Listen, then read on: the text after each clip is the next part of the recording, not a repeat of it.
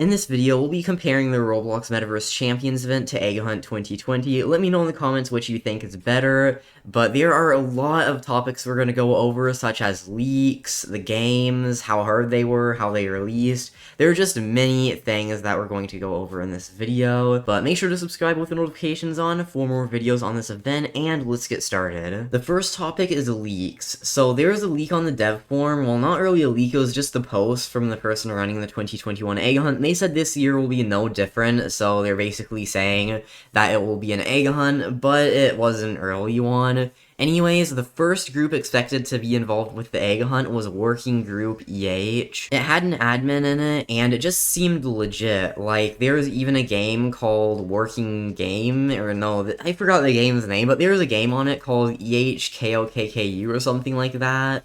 And so that group was thought to be real, but then there was also a group in Egg Hunt 2020 named Eggify that was thought to own the Egg Hunt, and also it had the same admin that was in Working Group EH. The admin's username is Chewbecca, and in 2022, if they're in a group that looks like the Egg Hunt group, then it's probably fake. I'm not sure if they're working together with the people making fake leaks, or if they're just randomly joining the groups, but it seems like they could be working together because they joined the fake Egg Hunt group in 2020 and 2021, so it seems like they're trying to distract everyone from finding the actual leaks. In Egg Hunt 2020, there were leaks of the egg phone and placeholder eggs, but in the Metaverse Champions event, there were a lot of random leaks. Like, there were leaks for teams, the crates, launcher crates, all of this stuff right here. There were just so many leaks, and none of them were the actual prizes, though. Like, the crates are technically prizes, but they're gonna open up and reveal the actual prizes. So there weren't leaks of the items that you're going to be rewarded for this event, and the crate colors were added like a few days before the event actually started.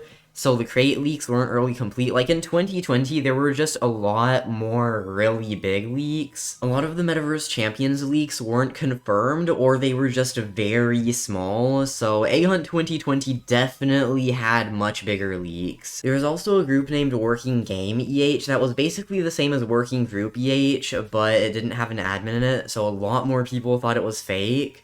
Anyways, it turned out both of them were fake, and the real group was the Ready Player 2 group, but after building the hub, they switched the stuff over to the Metaverse Events group. In the 7th annual Bloxy Awards, which was in 2020, they showed a short clip that was for the Egg Hunt 2020. It showed launchers, some of the eggs, a lot of the event information, and it basically just explained what would be happening in the Egg Hunt that year, and in 2021, literally nothing about the Egg Hunt 2021 event, which is the Metaverse Champions event, was shown. A lot of people were expecting something to happen because in the 6th annual Bloxy Awards, they showed a very short clip that said Egg Hunt 2019 Scramble in Time. Then the 7th one, they showed like a whole trailer that said a lot of information.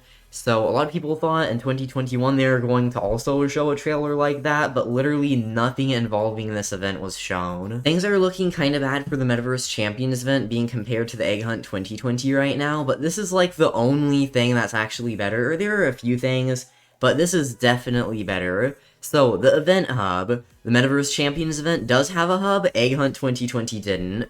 In Egg Hunt 2020, there is an item called the Egg Phone, and whenever you equipped it in those games, it would take like 30 seconds to a minute to load, and it wouldn't even load all of your eggs.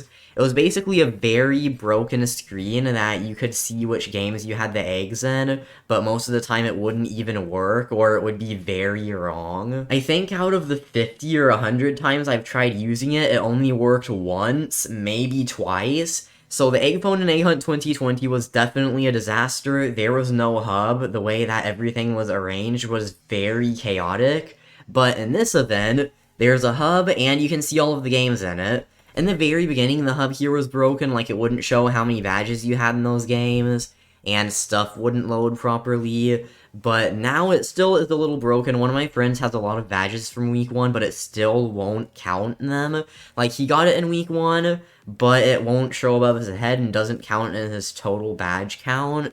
Anyways, it is a little broken, but the Metaverse Champions Hub is definitely a lot better than having the Egg Phone. The next category is how many games there were. So in Egg Hunt 2020, there were 49 games. In the Metaverse Champions event, there are 183 games. So the Metaverse Champions event definitely wins in that category. This is just how many games there were, not how good the quests were, or how broken the games were, just the amount of games. And the next topic is how the game is released. So in Egg Hunt 2020, they released all of the games at once. It was around 49, and so everyone was just trying to get all of the eggs fast. It wasn't separated into weeks or anything. In Egg Hunt 2020, the hype was centered around the very beginning of the event, because that's when everything released. But in the Metaverse Champions event, since they released stuff weekly, like 48 games released weekly, sometimes less because some champions had 11 games, and sometimes even 10 in some weeks, but it was usually around 48. So since they released stuff weekly, more people were hyped for that, and the hype kind of continued throughout the entire event. I definitely think releasing the games weekly is a much better idea than releasing them all at once, because it is not as chaotic, it's more organized, so I definitely think that the Metaverse Champions event is better in just that aspect. And the next category is the games being delayed. So in Egg Hunt 2020, if I remember correctly, Time Travel Adventures and the Wild West were both delayed for a bit. I think the Wild West was delayed for an entire day or two, and Time Travel Adventures was also a day or two. Could be wrong, not sure if I remember that correctly, but in this event, Tower Defense Simulator was delayed a little bit, and also Would You Quiz was delayed for a day. So both events had only a couple games delayed, and they weren't delayed for too long. Next is the difficulty of the games. So in Egg Hunt 2020, they did a much better job with this. I think Roblox checked and made sure that it wasn't too hard, but it also wasn't too easy. This year, I think they just let developers do whatever they want. Some of the games were way too hard, and some of them were literally free badges, like you just need to play. I'm not complaining about that, though. I like very easy badges. I just don't like the very hard ones. Like, for example, in this game is Pain, a lot of people spent 4 to 10 hours getting the badge, and some other games literally took around like an hour or two. There are 180 games versus just 49 games, so I think the devs should have chilled and not made their quests take more than like 30 minutes. In my opinion, a quest should both be fun for new players and relate to the game. So for example, if in this game is Pain, they had a special metaverse thing that you had to do, and it was only a 4x4 puzzle, so it wasn't too hard, but instead they made people literally beat the game, so I wouldn't say that's a good quest. Next is games being broken. I know I'm comparing Egg Hunt 2020 and the Metaverse Champions event, but in Egg Hunt 2019, there were many broken games. Like, 2 of them were barely even playable, they were so broken. And in Egg Hunt 2020, I don't think any of the games were broken, it was pretty good. And in the Metaverse Champions event, there was one game that was pretty broken, like Water Park Oceanic. You had to go from like the beginning of the slide and just touch the end of it. You couldn't go inside a phase slide, or you had to have like a very specific avatar, because most avatars wouldn't fit inside of it. I'd say both events were pretty good on not having broken games. Next is pay to win. So in Egg Hunt 2020, there was a game called Tiny Tanks, and it had a game pass that gave you a 5 times chance to get the egg, and there were some other games that had things you could spend Robux on to get the egg faster, or just benefited you in getting the egg some way. But that is nothing compared to the Metaverse Champions event, because in this event, almost every game has something you can spend Robux on, and it's going to help you get the crate. Like, some games there's 2 times currency, or you need currency to get the crate, and you can just buy it with Robux. Or, like, there are just so many things that you can spend Robux on, and it's gonna make it way easier. And this game is Pain. You can skip all of the levels with Robux until the final ones. But that is just the tip of the pay-to-win iceberg. Literally, almost every game has something you can spend Robux on that will give you a huge advantage in getting the crate. But here's the thing, even though you can spend Robux to get the crate faster in a lot of games, they actually lit a paid access game in the event. So you actually had to spend Robux on it to get the crate, literally just paying Robux to have the opportunity to get it. So it was literally impossible to get unless if you spent Robux on it. I have no idea why they lit a paid access game in the event. That's gotta be like the worst move I've seen Roblox do in events for a while. Like, you literally had to spend Robux to get it. That makes no sense why they lit a paid access game in the event. Well, they lit 2 in, but one of them, Burger Bay, became free, so the devs of Burger Bay are very epic. But the game that was paid access and they didn't make it free was Emergency Response Liberty County. I think the devs said on Twitter that they didn't want the game to get disliked a lot. The quest is pretty hard, so it probably would get disliked a bit. But the game on Roblox, it says it has 253,000 likes. So I don't think making it public and getting maybe 500, 1,000 dislikes would be too bad. Maybe they'd get a bit more than that, but why would they join the event if you literally can't get the badge there unless if you spend Robux? Okay, so 44,666 people have the badge, and at the time, the game cost 95 Robux. Of course, some of those people bought the game before the event and just did the quest to get the crate, and they didn't spend Robux on the game just to get the crate in it. But a lot of people did, so that means they made up to 4.2 million Robux from people who wanted to get the crate. To get that number, I just multiplied how many people have the badge versus how much Robux it cost at the time, and again, some people may have bought the game before and just did the quest, so they didn't spend Robux just to get the crate and the event. But a lot of people probably bought the game and rage quit because the quest takes so long. So they could have made more, they could have made less, but they've probably made around 4.2 million Robux from people who just wanted to get the crate in this event. Next is how successful the event was, so we're gonna go based off of how many people got the badges in games that had low players before the event. So the game's popularity doesn't really affect how many people are getting the badge there. So for example, some games had maybe 100 players, 10 players before the event happened, and so everyone playing the game and getting the badge there is only playing because of the event mostly. This is going to be pretty accurate because it's just people that are participating in the event, and so we're going to do the same in Egg Hunt 2020, how many people got those badges. So in the Metaverse Champions event, and Monsters of Etheria, only 37,000 people got the badge. And Mech Warzone, 31,000 people got the badge. And in Wizard Cats, 24,000 people got the badge. Then in Egg Hunt 2020, I tried to find games that don't have that many players and were in Egg Hunt 2020. So, for example, in Speed Race, 1.6 million people have the badge. And Tiny Tanks, 3.4 million. A Wolf or Other, 2 million, and Astral Hearts, which I think had almost no players before the event, so this one is, like, very accurate. 728,000 people have the badge. That doesn't necessarily mean that there are less players, it just means there are less people motivated to get the badges. So since Egg Hunt 2020 had 49 games, and the Metaverse Champions event has 180 games, let's assume that 4 times less people are going to get the badges since there are 4 times as many games, so it's just going to even it out. That would mean that this event is 5.8 times less popular than Egg Hunt 2020. I think a big part of it is you only need to get 1 badge for every team every week to get all of the crates. I think it was half of all of Roblox's users that joined since 2020 and 2021. Or maybe even more than half. I'm not too sure what the exact number is, maybe it's 3/4.